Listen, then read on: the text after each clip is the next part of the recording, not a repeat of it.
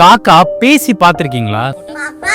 மகாராஷ்டிரால உள்ள பால்கர் மாவட்டத்துல தனுஜா முகானே அப்படிங்கிற பெண்மணி வாழ்ந்துகிட்டு இருக்காங்க. 2022வது வருஷத்துல அவங்களுடைய தோட்டத்துக்கு போகும்போது ஒரு காக்கா அடிபட்டு கிடந்திருக்கு. அதை அவங்க பாக்குறாங்க. அதுக்கு 15 நாள் சிகிச்சை அளிச்சு அதை மீட்டு கொண்டு வந்து அவங்க குடும்பத்திலேயே வச்சு அவங்க குடும்பத்துல ஒரு ஆள அந்த காக்காவா வளர்க்க ஆரம்பிச்சிட்டாங்களாம். இந்த காக்கா தான் இப்போ இன்டர்நெட்ல வைரலா போயிட்டு இருக்கு. ஏன்னா இந்த காக்கா இப்போ மராத்தியில பாப்பா, காக்கா, ஆமே இந்த மாதிரியான வார்த்தைகள் எல்லாம் பேசுதான்.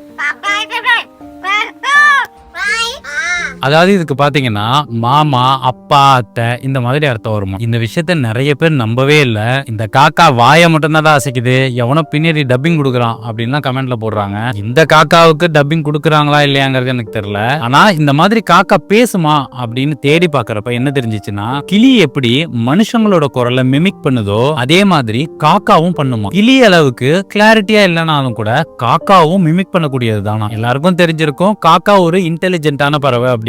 மனிதர்களோடது மட்டும் இல்ல, சில விலங்குகளோட குரலையுமே அது மிமிக் பண்ணுமா. இத பத்தி நீங்க என்ன நினைக்கிறீங்க அப்படிங்கறத கமெண்ட்ல பதிவு பண்ணுங்க.